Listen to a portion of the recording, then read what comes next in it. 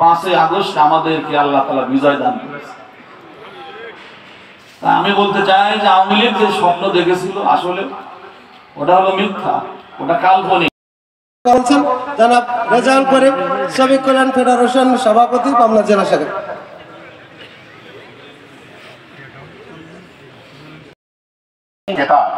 এই জন্য প্রিয় ভাইরা, আমরা আপনি দেখবেন পৃথিবীর সব মুনাফিকরা, পৃথিবীর যত মুনাফিক, অনেকেই ইয়ারত দিতেন বা সহযোগিতা করতেন, রসিদ নেব না এই শর্তও দিতেন।